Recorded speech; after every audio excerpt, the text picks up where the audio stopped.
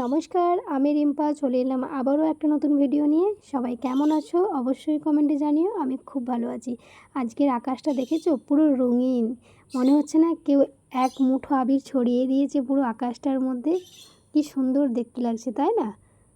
তো এটা ছিল কালকে বিকালের একটা সুন্দর দৃশ্য, যেটা আমি ভিডিওর মধ্যে ক্যাপচার করেছি।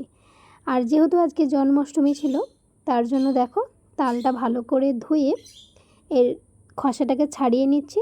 নিয়ে আমাদের যে তাল মাড়াই করা আছে, মানে আতি ঘষে ঘষে তালের মাড়টা বার করতে হয়, তো সেটার মাধ্যমেই আমি দেখো তালের যে পাল্পটা আছে ওটা বার করে নেব। খসাটা পুরো ছড়ানো হয়ে গেছে আমার। এরপর ঘষে ঘষে দেখো তালের পাল্পটা আমি বার করে নিচ্ছি। দেখো কত সুন্দর তালের পাল্পটা কিন্তু বেরিয়ে যাচ্ছে। দেখো একটা তালের মধ্যে আমার এতটা পাল্প বেরিয়েছে, আর তালটা ছিল খুবই মিষ্টি, একটু কোনো তেতো ভাব কিন্তু ছিল না। যেহেতু আমি গোপালের আজকে কিছু খাবার বানাবো, সেই জন্য একটা জায়গার মধ্যে একটু আটা নিয়েছি, আর এটার মধ্যে আমি একটু দেবো কালো জিরে। আমি প্রথমে এটা একটু তালের লুচি বানানোর চেষ্টা করছি, আর একটু দিলাম চিনি, আর একটু তালের পাল্প দিলাম, দিয়ে এটা খুব ভালো করে এটা মাখিয়ে নেব। যেমন আমরা রুটি মাখলে একটা বেশ ডো তৈরি করে নিই, সেরকমভাবেই কিন্তু আমি এটা মেখে নিচ্ছি। আমি কিন্তু এটা একটু কোনো জল দিচ্ছি না, কারণ চিনি এবং তালের পাল্পটা দিয়ে এটা মাখলেই এরকম নরম হয়ে যায়। তো আমি কিন্তু সেভাবে এটা মেখে নিচ্ছি। দেখো মাখা আমার এখানে হয়ে গেছে, খুব সুন্দর একটা ডো তৈরি হয়েছে। তো এটা থেকে আমি এবার পিস পিস করে লেচি বানিয়ে নেব।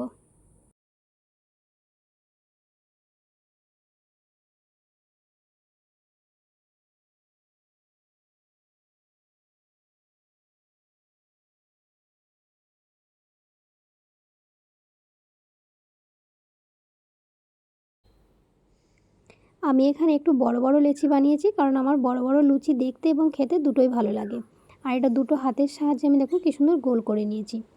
আবারও সেম জায়গাতে ওগুলো সরিয়ে রেখে একটু আটার মধ্যে একটু মৌরি দিয়েছি, আর দিয়েছি গণেশের একটু সুজি। দেখো যতটা আমি আটা নিয়েছি তার একটু কম পরিমাণে সুজি নিয়েছি, আর 1 চিমটি নুন দিয়েছি। দিয়ে আবার কিছুটা তালের পাল্প নিলাম, নিয়ে আমি এটা খুব ভালো করে মাখিয়ে নিচ্ছি। আর কিছুক্ষণ পরে আমি এটার মধ্যে চিনি এবং 1 চিমটে খাবার সোডা দিয়ে এটাকে ভালো করে একটা থকথকে বেটার তৈরি করে রেখে দেবো, কারণ এটা আমি তালের ফুলারু বানাবো। চিনি এবং খাবার সোডাটা দেওয়ার সময় আমার ভিডিও করা হয়নি, কিন্তু সেই জন্য আমি ওটা ভয়েসে বলে দিলাম। আমি কিন্তু এই সবগুলোর মধ্যে চিনি এবং খাবার সোডা একটু দিয়েছিলাম।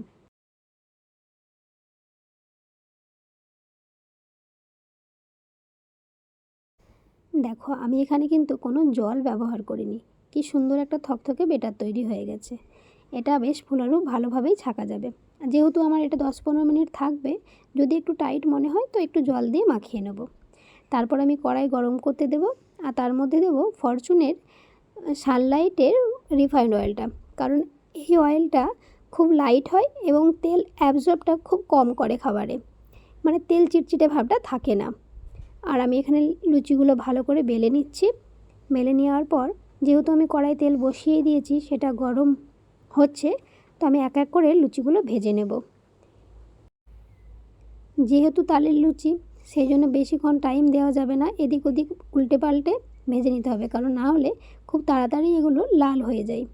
আর খুব একটা লাল হয়ে গেলে কিন্তু খেতে ভালো লাগবে না, তেতো লাগবে। তার জন্য আমি লুচিগুলো এক এক করে একটু উল্টে পাল্টে ভেজে নিচ্ছি।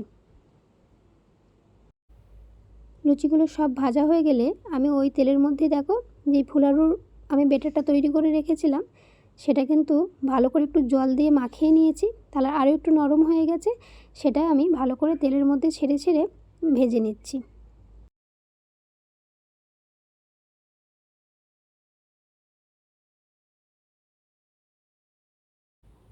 দেখো বেশ লালচে রঙের হয়ে গেছে, ওই জন্য এবার উল্টে পাল্টে দেবো, নাহলে ভেতরেরগুলো পুড়ে যাবে।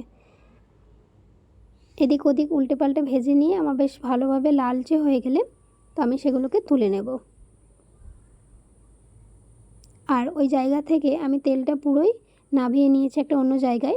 তারপর সেই জায়গাটা একটু ঘি দিলাম, তার মধ্যে আমি দুটো এলাচকে মুখ ফাটিয়ে দিয়েছি, আর দিলাম সুজি, মানে গণেশের সুজি যে প্যাকেটটা আমি কেটে রেখেছিলাম বাকি সুজিটা সবটাই দিলাম। তারপর সুজিটা আমি খুব ভালো করে একটু লালচে করে ভেজে নেব। খুব ভালো করে লাল লাল করে সুজিটা ভাজা হয়ে গেলে ওর মধ্যে আমি অল্প অল্প করে জল দিতে থাকবো। জল দিয়ে দিয়ে ভালোভাবে সুজিটা সেদ্ধ হতে দেব। দেখো সুজিটা আমার খুব ভালো করে ভাজা হয়ে গেছে। আমি অল্প অল্প পরিমাণে এবারে জল দিয়ে দিচ্ছি। জল দেওয়া হয়ে গেলে আমি এটা যেহেতু গণেশের সুজি নিয়েছি আমি, সেই জন্য এটাকে খুব বেশি সেদ্ধ করার প্রয়োজন নেই। এটা খুব তাড়াতাড়ি নরম হয়ে যায়। তো আমি দেখতে পেয়েছি খুবই কম পরিমাণে জল দিচ্ছি, তাতে কিন্তু সুজিটা দেখো প্রায় নরম হয়েই এসেছে। তো সুজিটা আমার হয়েই গেছে নামানোর সময়।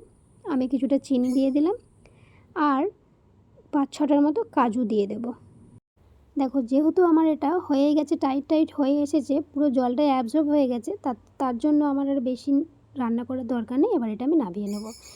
তারপর আমি এতক্ষণ ধরে যার জন্য রান্না করেছি, মানে গোপালের জন্য, যেহেতু আজকে জন্মাষ্টমী, তো সেই জন্যে আমার কিন্তু এখন পর্যন্ত খাওয়া হয়নি। গোপালকে খাবার দিয়ে তারপর আমি খাবো। প্রায় এখন 4টে বাজছে। তো চলো আমি গোপালকে খাবারটা দিয়ে দিই। তো গোপালকে আমার খাবার দেওয়া কমপ্লিট। সবাইকে জানাই শুভ জন্মাষ্টমী। সবাই সুস্থ থেকো, ভালো থেকো। দেখা হবে আবারও একটা অন্য ভিডিওতে। আমার ভিডিও যদি তোমাদের ভালো লেগে থাকে তাহলে অবশ্যই একটা লাইক করে দিও, একটা কমেন্ট করো আর আমার চ্যানেলটা সাবস্ক্রাইব করে দিও। যদি ফেসবুক থেকে দেখে থাকো তাহলে ভিডিওটা শেয়ার করে দিও। দেখা হবে আবারও একটা ভিডিওতে। ভালো থেকো, সুস্থ থেকো। টাটা।